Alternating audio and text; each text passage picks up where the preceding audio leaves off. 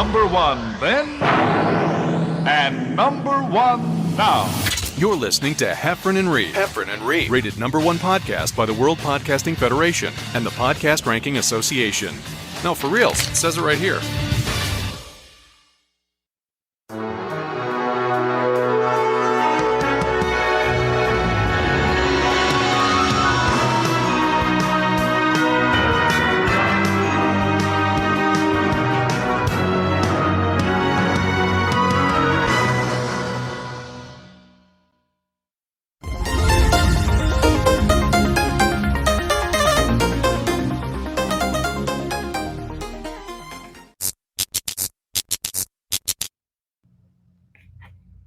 Hello, everybody.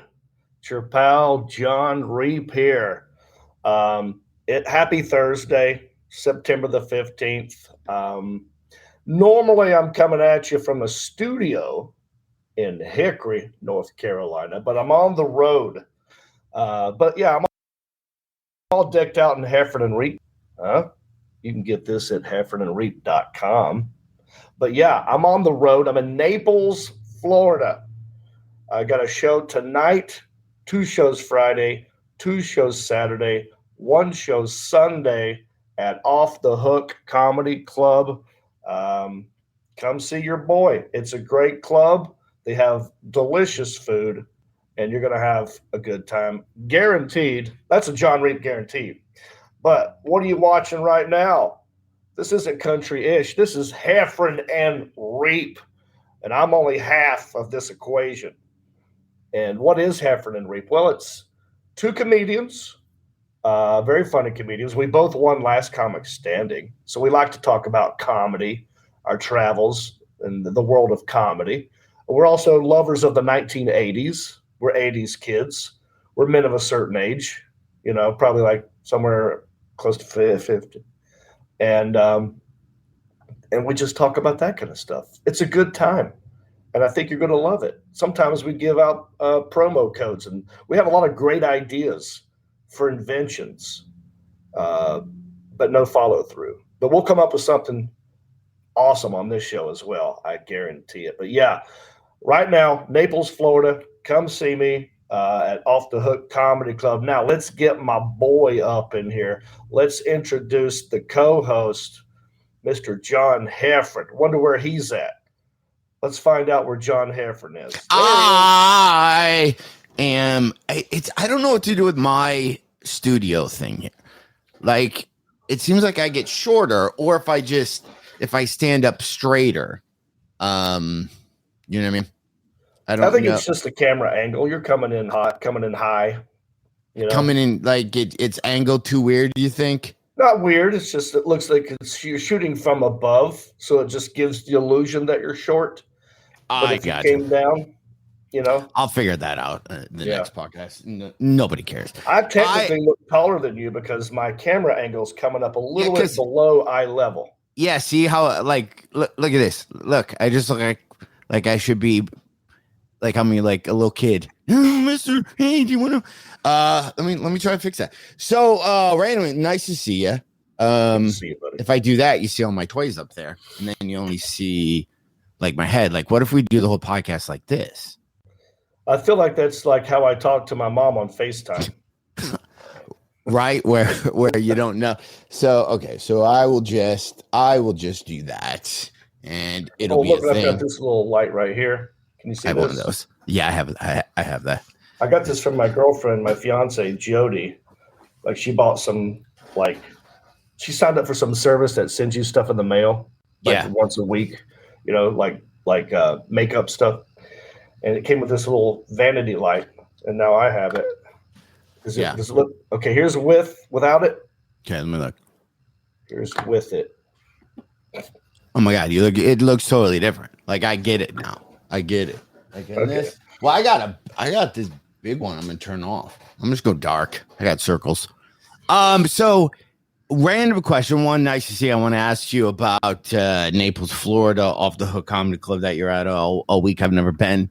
I've heard about it. I want to ask about it, but randomly, right before I saw you and coming in, logged on, ran around my town, did some errands because I'm dealing with squirrels in the walls again. And it's still crazy because I don't know where they're coming in from. And so here's what I did. I don't want to. I hear random. I don't want to say I'm rednecky in this. But is this would this technically be a redneck move? Am I allowed to say is redneck a thing? You're fine. Yeah, it's fine. Are you sure? So I don't even know why. Okay, is this Here's a country Some bumpkin? people don't. Oh yeah, that's good too. Okay, I'll go country bumpkin. Yeah. So I heard the squirrels in the walls, but I just couldn't know where. I knew they were up in the ceiling, and they'd run around, and you'd hear them kind of like flipping around and stuff like that. So I guessed the general area. So what I did, I ended up cutting. I got a little saw and cut holes in certain areas, and then I put poison in the little holes, and then I put duct tape over the little hole, hoping that they would eat the poison. If you're a PETA person right now, you're gonna hate this conversation, but you have to deal with things.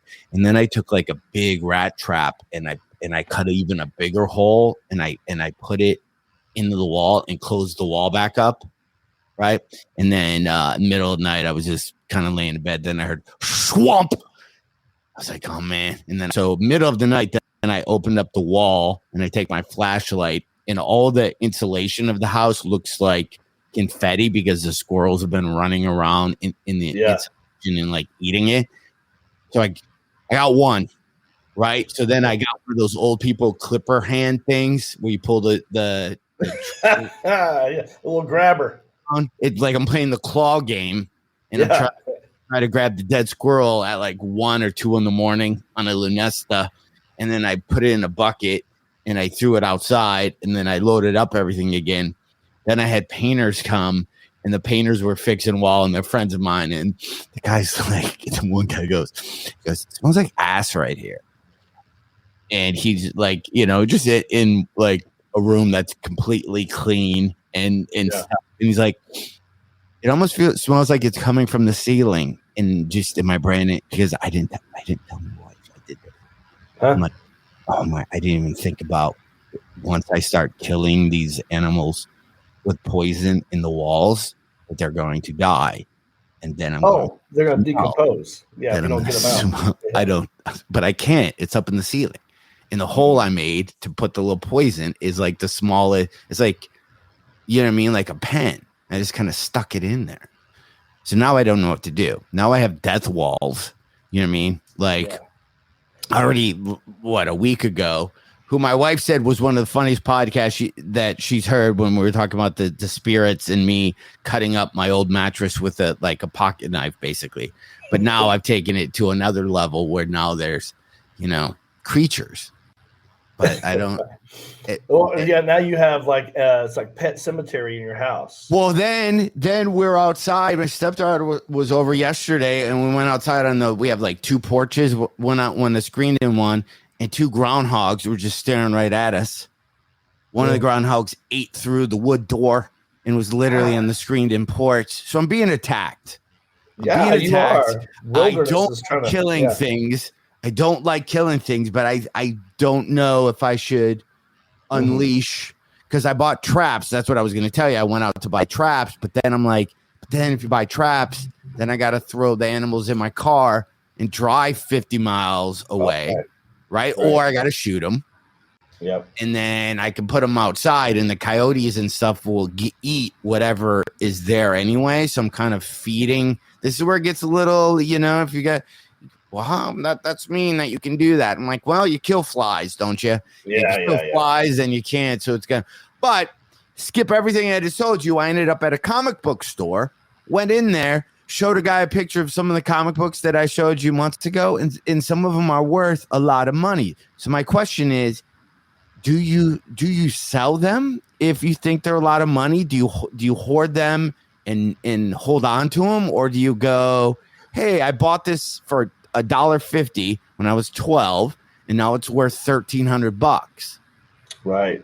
Or do you waste that? Because if you gave me $1,300, I probably wasted on something. So then I just wasted this long childhood memory thing. Like, so what? Right.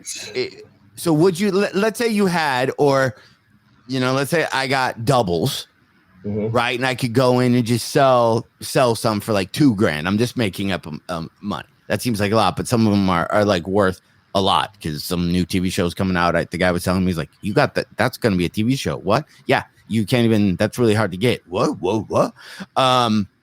But what would you do with that $2,000?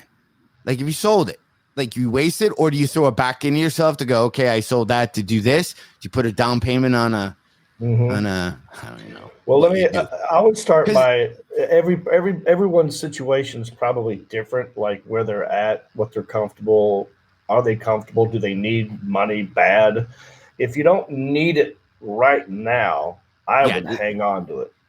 Hang on and wait for it to get to $10,000. I wouldn't let it go till maybe it got up to 8 or 9 or 10. Who knows? Or it goes down and it's worth $5. It'll go back down.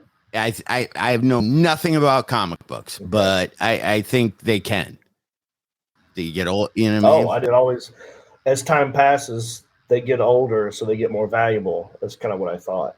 No, the guy was saying like because Marvel like comes out with TV shows or movies and introduce new characters. If you happen to have that actual comic book when they introduce them, so things like get popular or get worth stuff just because you have the, or I bet you our super fan Rick Sanford III could weigh in here. So Rick, leave us a comment. What should Heffron do with his comic books?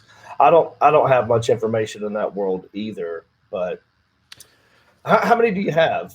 Like you had a lot. Yeah, a lot, but not a lot that are worth a lot. You know what I mean?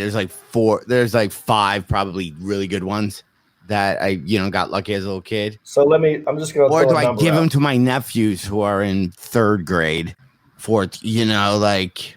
No, you don't give them. Like, yeah, I bought them. I'm the one who rode my bike up there. Why would they get it? Yeah. I mean, no, we got to earn something else. How about this? How many do you have? Let's say you've got 40. You got 40 of them total, 40 comic books? Oh, and probably another box. There's probably 100. 100. Yeah. So what do you maybe you make it like Topps cards where like, okay, so one card's worth $2,000, but I'm going to sell all of these and you got to give me $10,000. Oh, I see what you're saying. And then people could be like, you know what? I know you got two big guys in there. Yeah, make it a mystery. Like they don't know what's in there. So I got this one. This is $2,000, and you can see in this box, there's like 100 more. So I'm gonna let this box go for $10,000. Huh? Interesting. Yeah. Oh, you can auction it off. Interesting. Maybe you buy like a lotto ticket. No, like a raffle. Yeah. Yeah, I'm obsessed because I started watching, and we were talking about it earlier. There's this guy on YouTube, and I got to pull him up. I actually watch TV on YouTube. I know you don't, but I just turn on YouTube and it suggests the next thing, and it's just, the algorithms. So I kind of like 30-minute segments, or do you watch stuff in 5-minute segments? Oh, like this. I just pulled up this guy's video. Tell you his name, but this video is 20 minutes. I bet you he's got other ones that are 25. I've watched, Rogan, so I'll watch, he's not on YouTube, but I'll watch like 20, 30-minute clips on that. Bounced around. I watched a video of some guy that just told you about how pulleys work last night. This pulleys, you pull the rope and then it pulls up. Did you know? Because rope is all about tension. You can't push rope. So I learned about that. Look how smart I am. But this guy is called Ben Mahala. And this video, he's with Mouth of the South, Jimmy Hart. The guy's super rich and he does real estate investment, guys, but he's not like he's hilarious. He swears a lot, but he's not like those real estate guys that think they're like, you ever see those like Grant Cardone guys that are like, what you got to do is get 200,000 apartments. Once you get 200,000 apartments, then you sell each one for 10,000. And they always talk about ways you're like, there's no way you can do that. Yeah. I know that guy. In that Grant Cajon guy, yeah, and then you, well, whatever. But anyway, so this guy actually sits down, the guy that I saw with a pen and a napkin, and goes, "Here's what I buy it for. Here's what you're saying. Here's how you divide it by 2. Blah blah blah. Here's your profit." And I probably watched 20 of his videos, and by the end of the night, took my sleeping thing. I'm like, I'm gonna get my real estate license. Here's what I'm gonna do. I'm gonna buy a hotel, like, because he bought like a hotel that has like 100 rooms in it, like those really crappy ones you see in Florida, well, but right next to the really nice ones. But then I told my brother, and then he was like, or you could spend that time in your comedy career and probably make more money than you would trying to buy 100. Right. You can't even get the squirrels out of your own walls. And now suddenly you want to buy an old hotel. Right. Yeah. Right. Yeah. I have a door that's been busted since I moved here. Start with a maintenance guy. Right. Yeah. They're like, hey, if you get these squirrels out of my walls, I got another job for you when I buy a hotel. Yeah. So you are in Florida. You're in Naples at the Off the Hook Comedy Club. Yes. So I've been asked to go there. I've never have. Here's what I've heard. Is the stage annoyingly small, normal, or big? It's not annoyingly small, but it is. Ever been to a Funny Bone, like the Toledo Funny Bone? Yeah. Where you're like, where you don't understand, you're like, you built an entire comedy club. Yeah. How is where the comics stand not even in your head to think about when you build the entire, like, you literally are building a comedy club for comics, and they put the small estate where you don't even have room to, you literally are standing on 3 egg crates. Right. Or, it's like John crates. Taffer from Bar Rescue came in there and it's like, we could get 18 more seats in here if you just took away that stupid stage. Yeah. But I only see pictures there, and then it's a restaurant too, right? Yeah. All right. So yes, it's a restaurant. People eating? Yeah. Yes. Here's what. All right. How many clubs? Well, let me I guess I am. How many clubs do you think you perform at that don't have food? Don't have it at all? Yeah. Not many. About it. There's probably like a handful, 5. The Funny Bone on the streets of St. Charles. You were there a couple months ago. I was just there. It took me to like the third show where I realized why is this crowd so attentive, and so good, and why aren't I hearing just random noise? Because they don't serve food there. I don't know if you even noticed. I vaguely remember that. Yeah, but comedy clubs that don't serve food. Yeah, well, Lexington, Kentucky, comedy off Broadway. Yeah, it's just popcorn. Yeah. Oh no, Tampa. Tampa's just popcorn. Side splitters. That's the way to do it. Like, you know what I mean? Or perform at a theater or an arena. Right. But do you think Yeah, go ahead. Oh, I was going to answer your question about Off the Hook. I mean, it's technically a restaurant first. This guy who owns it, Captain Brian, that's his name. He's like, he had a club at Marco Island, which was bigger. It was a restaurant. I mean, he loves comedy, but he moved it to a different part of Naples. So it's been around a while. It's one of those clubs. It's this crowd they're older, right? A lot of retired people in Naples, a lot of rich people in Naples. A lot of Tommy Bahama. A lot of Tommy Bahama. Yeah. A lot of white hair, a lot of no hair. Right. And they are very ready to have a good time. So I feel like old people love me because I'm coming up there and I'm still clean, talking to them like they're my age and I'm not too dirty. I'm not looking at them like, oh, what are you old people, retirees doing in here? Get out of the way. I'm like, dude, hats off to you, man. You made it. I like those jeans, whatever. I treat them like they're my peer group. Anyway, the annoying part, yes, there's a bar on the side where sometimes you'll hear them making a drink, but I think you hear that ice blender going on. But I think they've toned that down. Like, I don't think they do that anymore. They shut that bar down. As of the last 2 or 3 years, that bar gets shut down when the show starts. And by the time I get up there, the food's already out there because you have the Feature Act that has to deal with that. But yes, it is.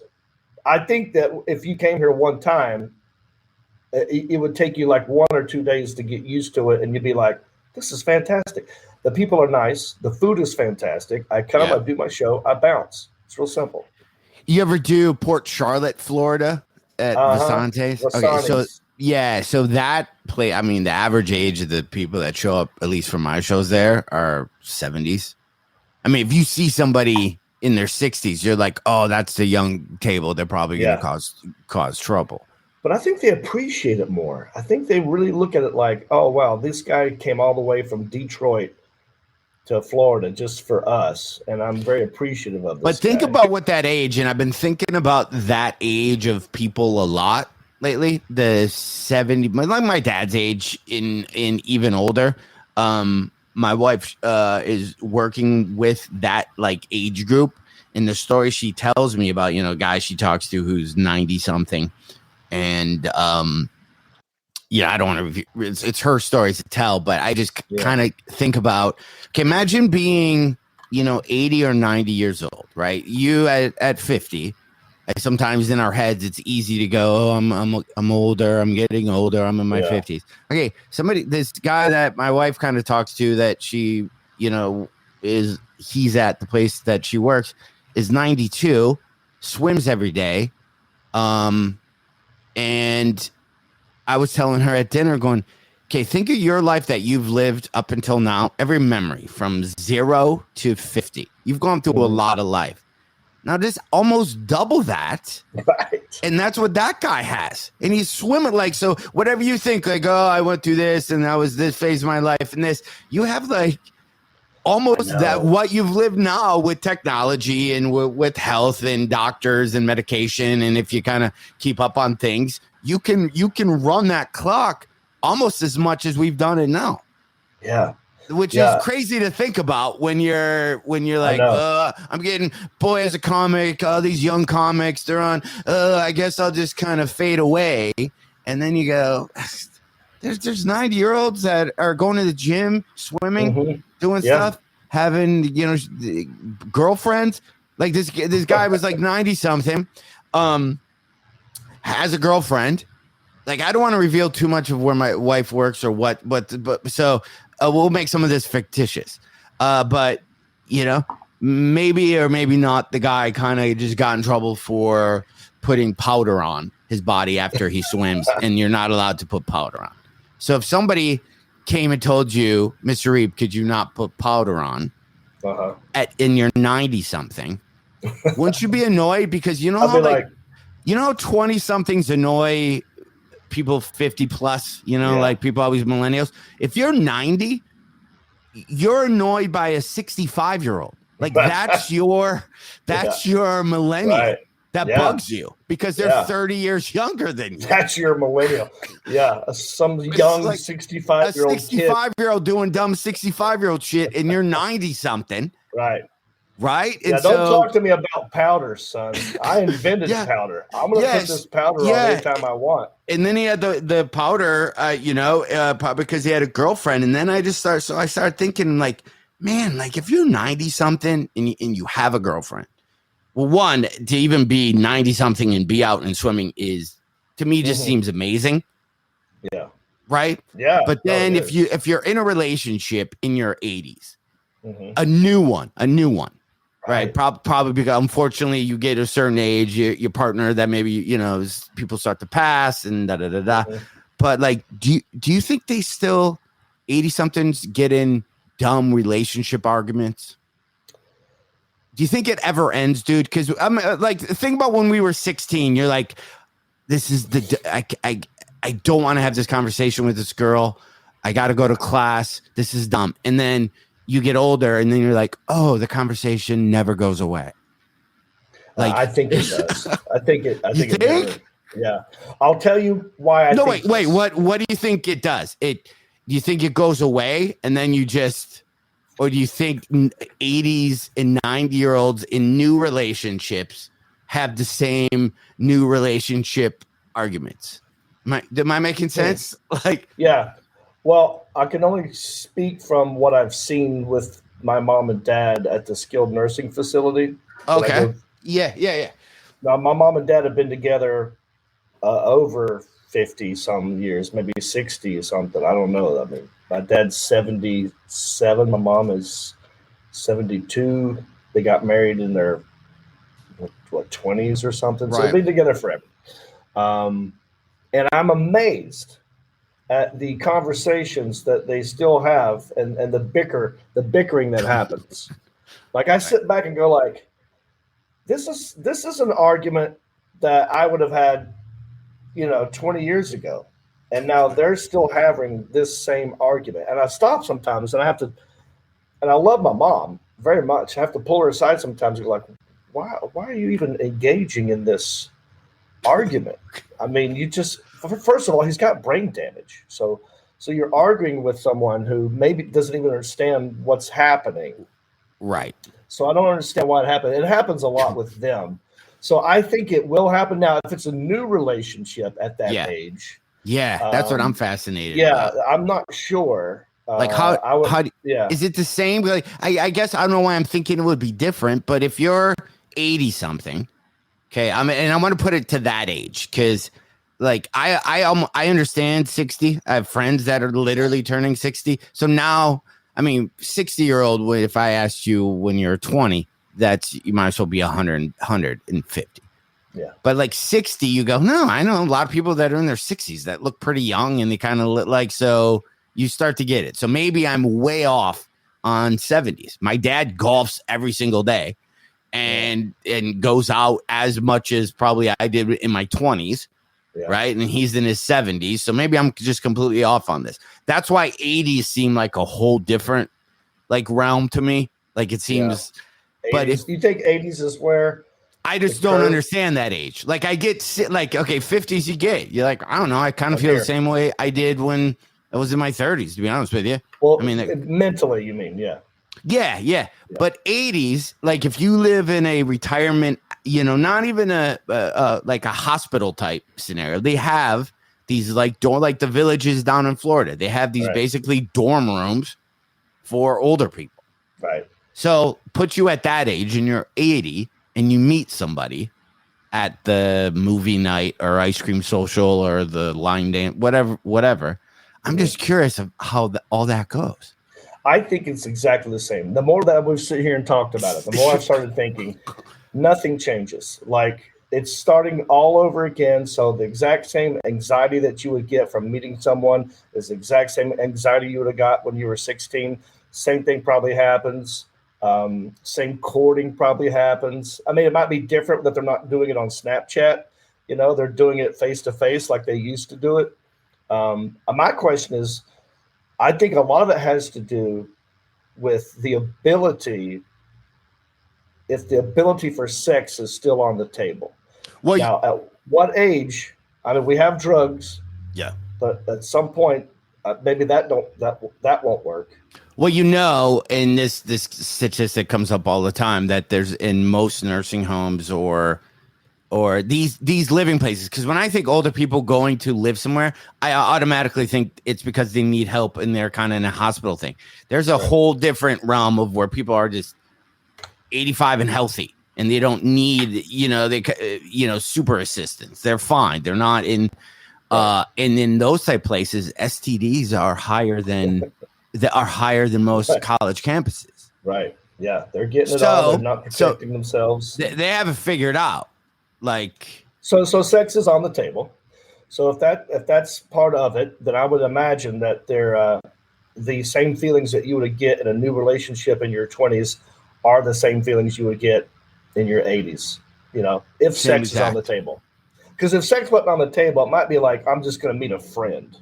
But if sex is on the table, like, oh, I want this girl to like me, I'm going to put my cologne on, I'm going to make sure I shave, and the whole grooming part of it, and what you'd expect that person to do would be part of it. Do you think at 80, and we are so not experts on being 80 because we are here, and I say this all the time, John, we are adolescent old age, we are freshman class old age. Right. right? So if old age was a high school, Mhm. this is me and you. Maybe we're at orientation, right? Exactly. And then we start classes on old age, and we start. So we're not seniors. Yeah. You know, we're freshman class of old age. So I don't know yet. But at 80, is there jealousy in a new relationship at 80? Yes. Oh, you don't think that ever goes away? No. Not well. You're saying new relationship. Yeah, that's. I'm just making a scenario to stick with it. Like not somebody who who's probably with somebody, or who knows? Some of these people could have been married 5 times. But I'm just making up a made up couple that is 80 years old that met at pickleball, and now like what happens moving forward? You have to then introduce them to your kids, which are going to be 50s or 60s, right? Like if you're 80, you probably have a 50-year-old kid. I have a theory. I think that maturity happens in humans on a curve. So we start off really immature, right? And then we get more mature as life goes on. But I think it peaks and it starts going back down. Because I used to think it would just go straight up. Like the older you get, the more wise and mature and like tolerant you are. But I think at a certain point, you're like, some people are like, hell no, I'm not caving in anymore. I've caved in, or I've acquiesced my whole life. I'm old now, so I'm going to boss people around, which is kind of immature thing to do. So I think it kind of goes back down the older you get. So almost like Benjamin Buttons. Yeah. Right? Like it's a full circle. But they don't. Let's see, the body needs to match the brain on that one. Yeah. I would love that. See, my perfect world is everybody lives, I'm going to say 200 years. Okay. Okay. Now, we start off and we age slowly. So by the time you're 100, you look like you're 50. Gotcha. And then it goes the other way. When it hits 50, you start aging in reverse, like Benjamin Button. So by the time you're 150, you're like 15 again. Yeah. And now you have all this wisdom and this young body again. Yeah. And then you just shrivel up into like an egg and die. I mean, I think with technology and stuff like, the sex thing, right? They can take pills, but with even hormone replacement, right? An 80-year-old can go and fill up with as much testosterone as he had when he was 16. Yeah. Like that's not even, and that's the thing that kind of makes you feel older and you start to not have your thing. But those, and that's just now, like 10 years from now, there's going to be like testosterone gummies. You're just going to take it all. And why not do a cycle of steroids at 70? Exactly. Exactly. I mean, go for it. Why? Like, at what point? Like, what are you? There's a lot of side effects. Yeah, that usually happen 40 years after taking it. My dad and I have gotten in arguments with people at the nursing home about stuff like that. He's like, "Bring me some." Like, he wanted steroids. He asked me for steroids. I said, "I don't know where to get steroids. I've never even seen a steroid. I don't know what it looks like." I wouldn't know who to ask. Right. But I agree with you. If I had one, I'd hand it to you, because why not at your age? What's it going to do? You're already sitting here. You can't move. Maybe it'll make you a little bit happier. I don't know, but I don't mind. I don't know why they deny people in that situation any drug they want. Yeah, there is. Yeah, when my mom was in the thing, I'd always look at the nurse. I'm like, yeah, you just give her a little bit more morphine. Well, technically, I'm like, well, she's dying. Like, who cares? Make her feel good right now. Yeah, I'm gonna. Yeah, there should be drug dealers just for that scenario. Like, if I'm in that scenario, I'm rolling in deep with as much stuff as I can bring. And the second the nurse looks away, I'm taking handfuls of fun stuff. That is a market, what I mean? Out there, there's a demand, but there is no supply, And now you're talking about maturity levels, older people. There's got to be an older drug dealer. Why are all the drug dealers these young kids that we have to meet on the street corner somewhere?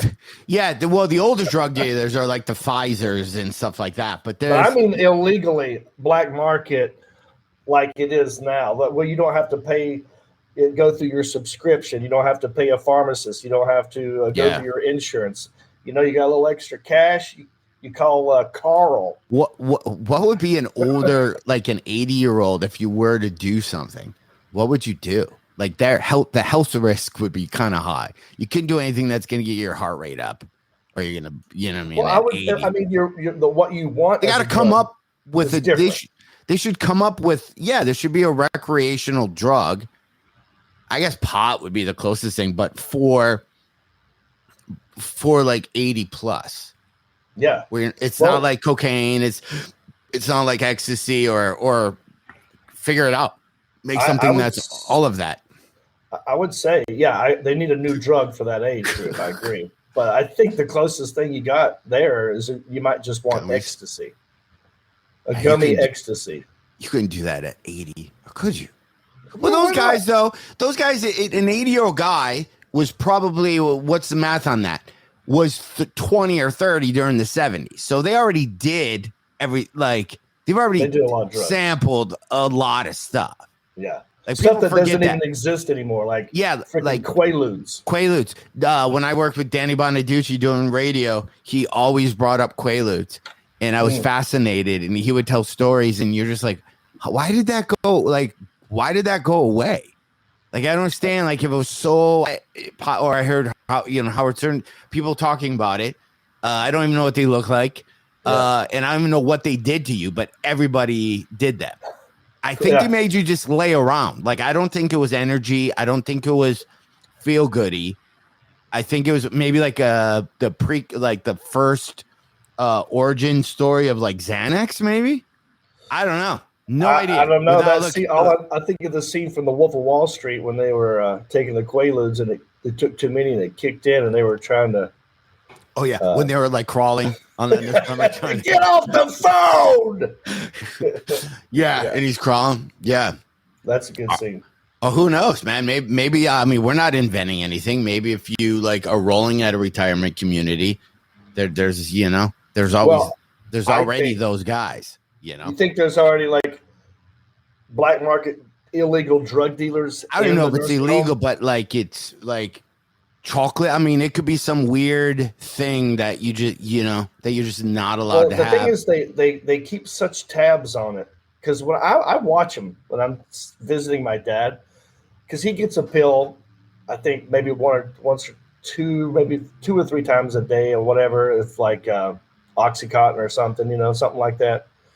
And they'll come in there, and the pill is in a tiny little cup, and they walk it to him, and they hand it to him, and they go, do it right now.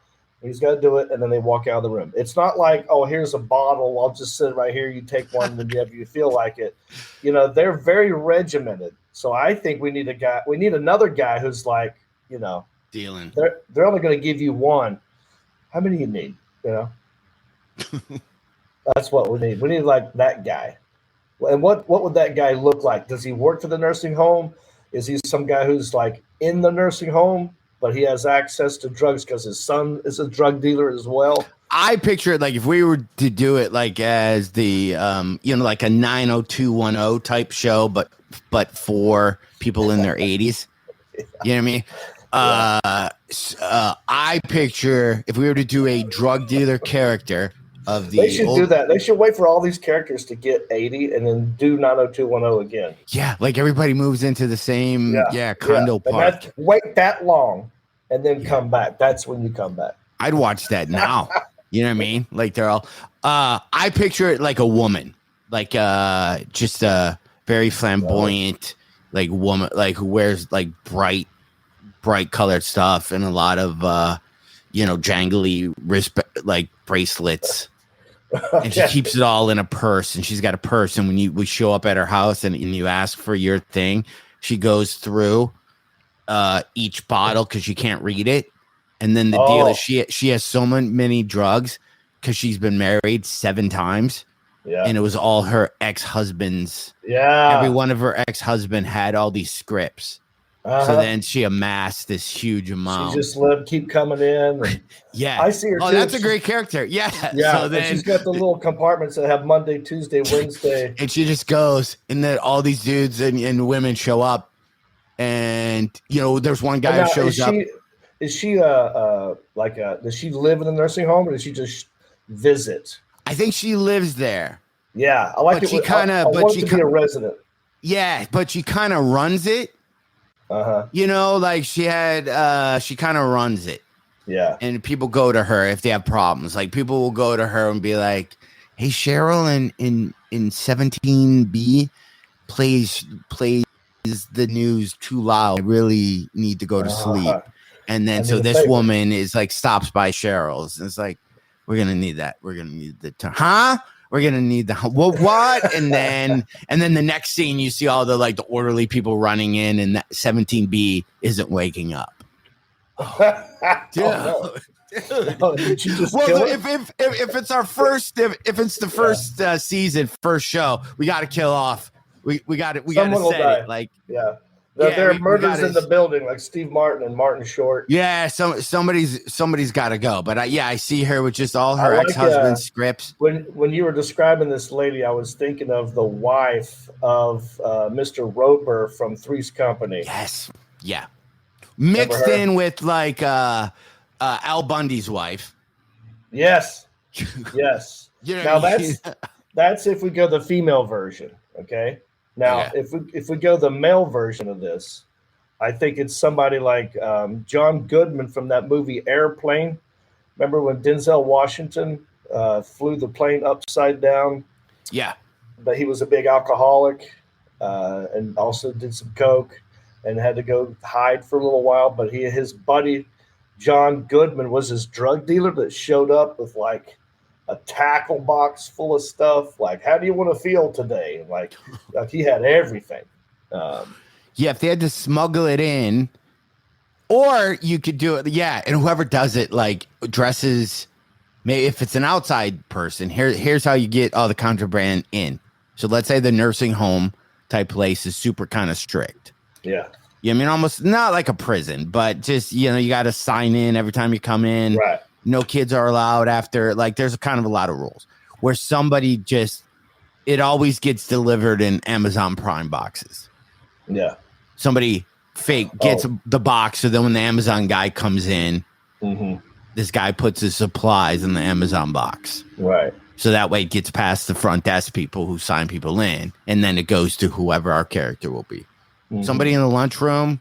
It's kind of like Oz. We're kind of thinking this is like if Oz was a retirement community, if 90210 met Oz at a retirement community. Yeah. So, but you don't have to sneak anything in your butt. I think they just walk in. They do just put it in their pants. The older people, nobody's. The more that you talk about this, the more I kind of want to do it. What if you did dude? We come up with a lot of good movie ideas, so Children of the Corn is obviously, they've had to have done this as a scary movie. They had to have. But if Children of the Corn, remember that was kids ran around and they killed everybody. They killed old people, right? It was a whole town ran by the kids and they killed old people.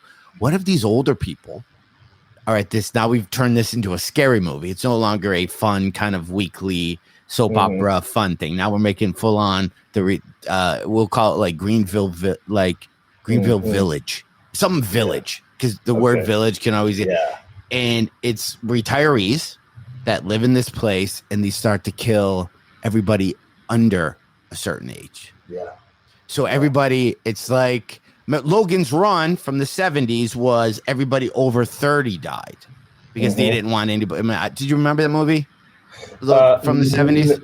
No, I've heard. I know the title, but I didn't see it. So everybody over 30 died, and then so the cops, when you turn 30, these cops would come and get you, and then they'd kill you. Well, one of the cops turns 30, and then all his friends have to come and get him, and then then it's a whole thing. But we do the reverse of that, where these retirees kill everybody under 50. Oh yeah. They've had enough. Yeah, yeah. And then and they can't explain why all these people are dying. So are we incorporating like a crazy drug that's brought into the old nursing home that gives them the youthful energy to be able to run around and murder people? Dude, it's some type of, we make up like a Limitless. Remember that? You've seen that movie? Yeah. So it's like Limitless. Somebody makes it up for if you're older. It's like almost an instant steroid where you feel, you almost get like your superpowers for a second, or you don't get superpowers, but you don't feel 80 anymore. You feel like you're in your 30s. You feel like you have muscles and you can shove people. Oh, you clarity, helps you with your vision, just like Limitless, but they do it for older people. Yeah. And this thing's supposed to be, the drug will be for people who are about to pass. You know, you're about to like pass. You get this drug, so you know when you go out into the world. But then somebody finds out if you take it with this before you die, you get like a half hour of this stuff. Yeah. And then they take it. Dude, this movie we're coming up with. Then they take it, and then they start just wasting people that come in. And it starts with like one. Because they just want more pudding or something. Right. It was one grudge. One grudge that happened. Some younger nurse was an asshole, because this happens as reports of elder abuse all the time. Like someone, because the elderly people sometimes they get grabby or they just run their mouth, and the younger people get mad and just smack them. And maybe there's a hidden camera in one of the rooms, and we recorded that there was elder abuse going on, and then they take the drug, and then they snap and they kill that person, and they got to figure out how to hide the body, and then they do it. They somehow figure it out. Maybe they take it to the morgue section of the place. So you have everybody on this one floor. Yeah, there's somebody, a nurse, who you kind of set it up where you're like, this evil woman nurse needs to die. Yeah, you're like, oh man, I'm not gonna feel sorry. And then one guy's like, hey, can I swim? And she's like, the pool's closed at 7. And she gets a little pushy. And this dude was just, He's like, well, if I was 30 again, by God. Or it's a dude nurse, and then she takes it, and then it's off. They kill her, and then it's an accident. It's an accident. They didn't know they had the power. Shoves her, hits her head on something. We see the steel plate, a thing fall. We see all the pills in the little cups fall to the ground, and then everyone on that floor comes in and they like grab it. They grab the pills off the floor, and they kind of scatter back in their rooms. Yeah. And then they're trying to figure out, what are we going to do? But then, so when the cops show up, everybody suddenly has like dementia and is like, who was here? I don't remember.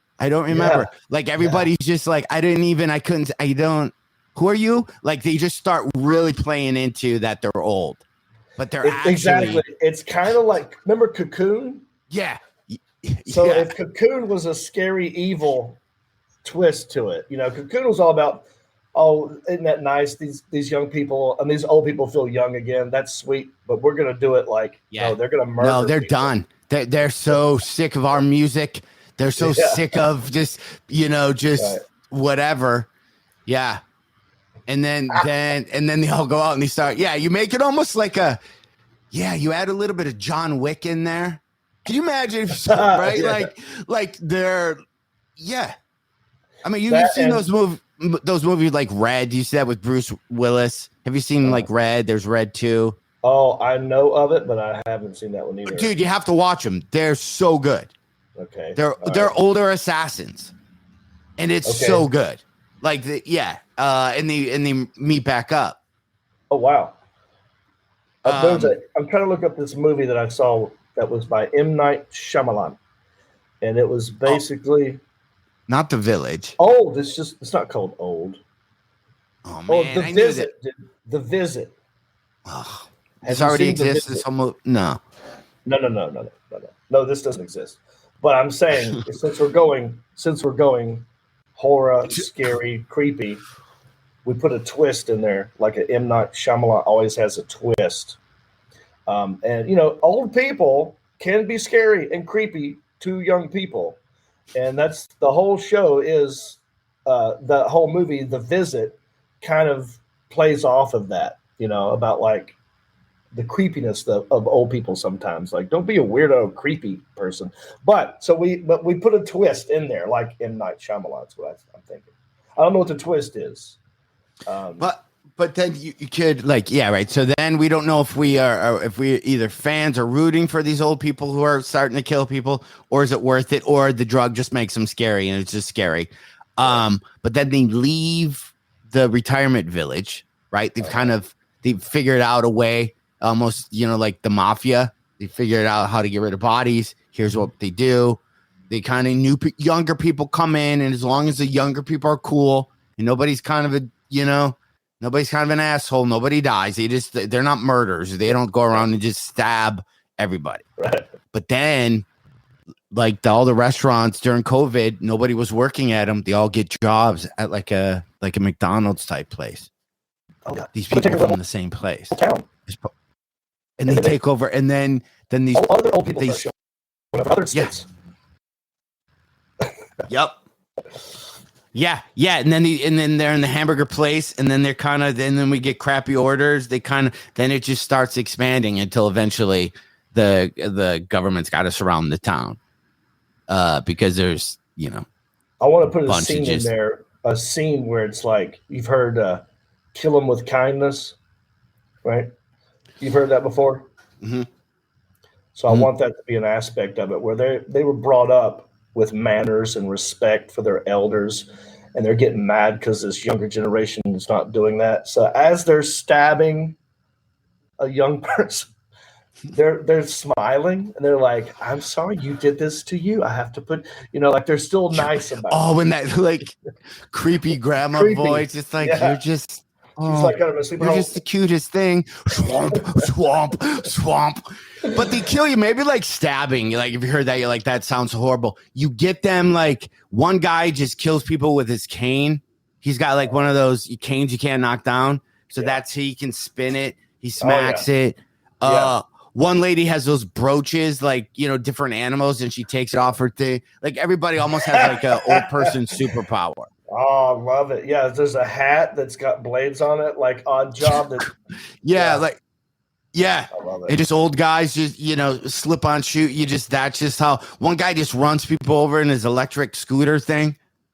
Oh, yeah. Everyone, you just see it. Come on, that's the scary part. It's you're coming down a hall, it's super dark, and somebody in their 40s just got wasted, right? They're all just full of blood, and you just see blood as they're trying to army crawl down this hallway that's pitch dark, and all of a sudden, we cut to a long scene of this dark hallway, and then you see this really little light from a scooter just go conk. Turn on, and that's all you see. Like Christine. Yeah. It's just you just see that one little light at just the end of the hallway. Maybe the old cars come back to life because the old cars are getting mad at these electric cars. Yeah, and then you have the bloody person. They see the light come on from the scooter, and they're like, "Fuck!" And they go to turn around, and keep in mind it's all pitch dark, and then you hear just Janice's jingling of those bracelets she wears. You just hear jing, jing, jing. So it's all just noises at this point. And she's right? Some old song from the 30s. I love it. My computer. Alan, the whole. My computer has looked like Alan. The movie. Nice, hang on. I don't know what John just said. Nice butt. Nice shorts. We're talking about maybe the greatest old guy movie ever, or old person movie. And then John Reap stands up and reveals maybe the oldest guy's pairs of shorts. So we have to put a character in there who is actually wearing shorts. Alan, if you're there, I don't even know if you are. Your big movie, even though I can hear myself back a little. You're a big movie guy. What do you think of our idea so far? You playing it out?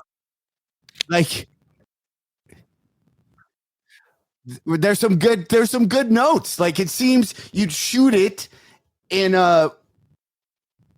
it'd be easy to shoot because you'd be in the one wing of helps. Yeah. So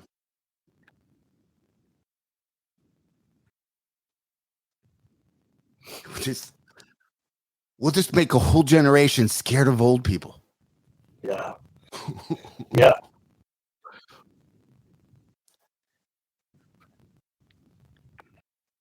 Just Yeah. I see it like, how, what's that movie?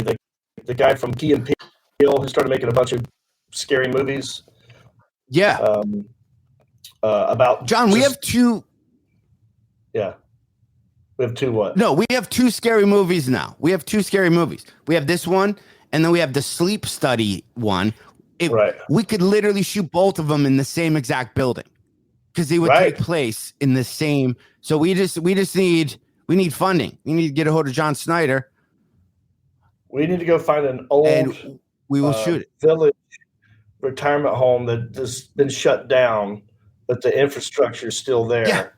And we just rent it out for like a month and shoot this. We got two scary movies, same exact location. We can use the same actors. We can shoot double. We can have literally. Oh man. Yeah. We're gonna so win what are we going to be? Grammys we're or 50. Emmys. Are we going to be are we the young old people or the old young people? You know what I'm saying? Like we're 50. Are we the freshman class? I mean, are we in it?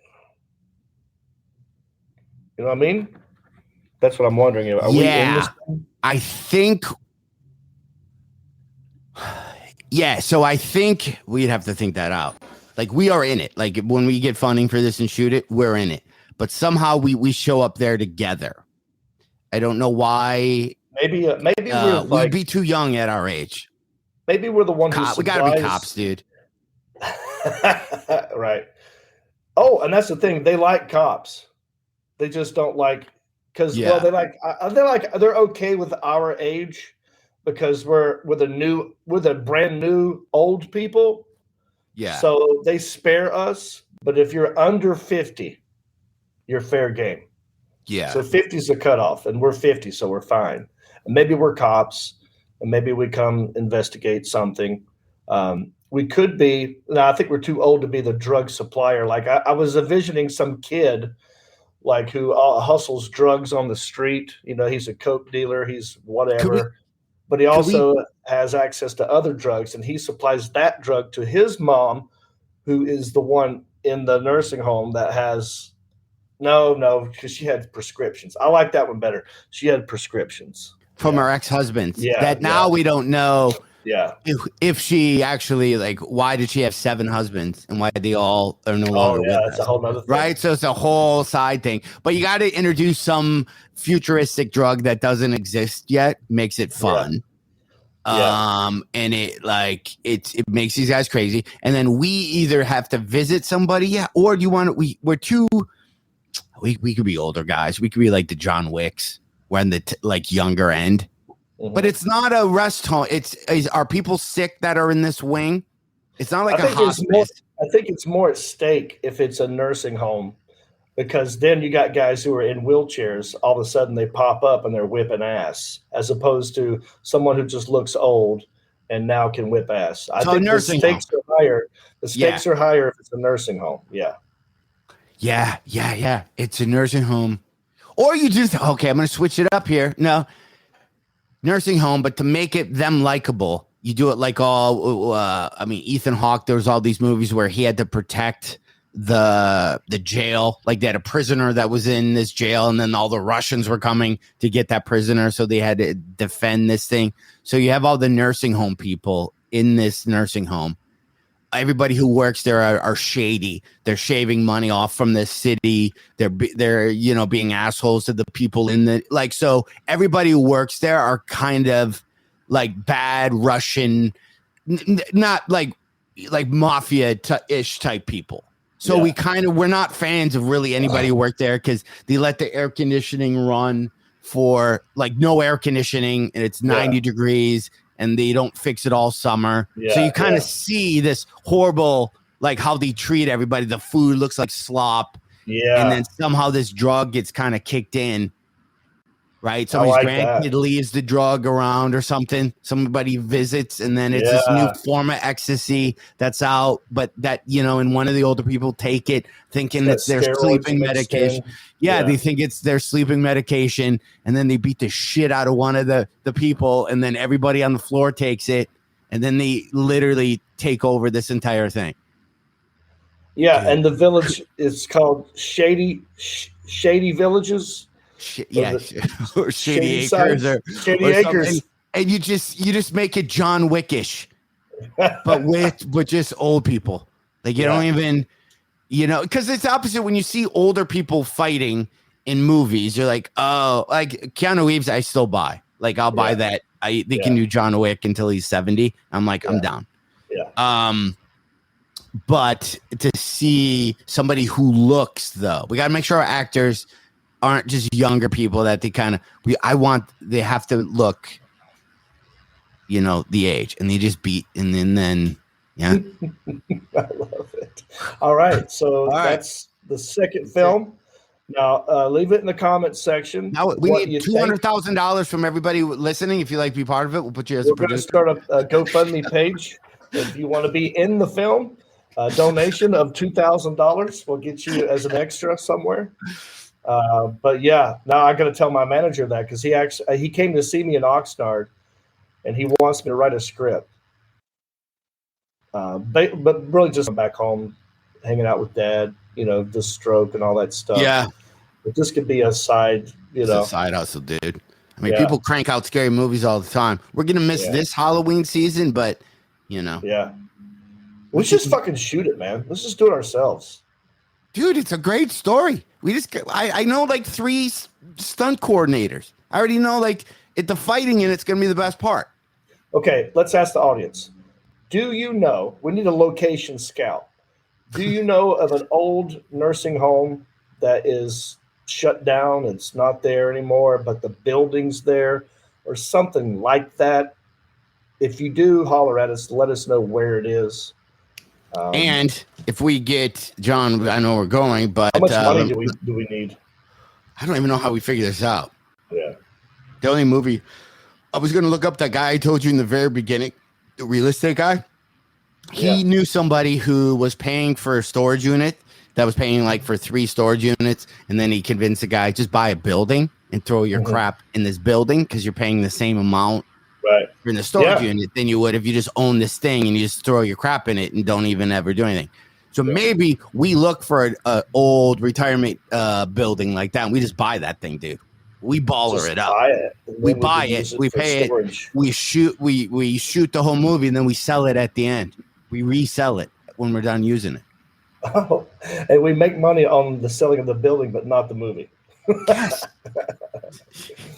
That's hilarious. All right, we got to go. Get on that, everybody. That's your homework. We also have homework. Maybe they sell the building and then they end up killing everybody and don't tell anyone that it's sold. So they kind of live on their own island in this place that is just nobody really owns it or is checking up on them. What you're talking about the Okay, now I'm changing up too much. Okay. Well, I thought maybe I had a thought. I don't know, same as you, but kind of like Breaking 2 Electric Boogaloo. They were going to shut down. And then they have the thing, and they had to raise money to buy it. So maybe maybe that's part of the story. It was like, well, they were going to sell and shut down our nursing home, even though we don't love it. We feel like we could fix it up if we owned it. Yeah. But first, they're going to kill all these people, and then they kill them, and then they start selling drugs, and they make money, and then they buy the actual nursing home and fix it up, and now it's a place that everyone wants to be because it's like a utopia. And then we cut away, we see a big long shot like Fields of Dreams, but it's just everybody on those scooters. You just see miles and miles of old people on those little scooters. They're flocking towards the new utopia. Yeah, trying to get in. All right, dude. All right, man. Go see John Heffron. Wait, DC. You already did. No, Appleton, Wisconsin. Make sure you check that out. Also, don't forget, my grandma makes. Go to Amazon. If you want to check out all the children's books, me and my wife did. They're crushing it. Get your kid a book. Don't be an asshole. We'll teach That's you to read. Christmas is around the corner. It's coming Start around. doing stuff. HeffernandReap.com. I'm in Naples. For John Heffron, I am John Reap. We will see you next time. Take us out, Rick Sanford III. Since you love the Heffron and Reap show, please go to iTunes and let them know. Rank the show and leave a comment. We don't care what you write, you know. They, Heffron and Reap, have low self-esteem. So please validate them by ranking them and making them seen. So no matter what you do,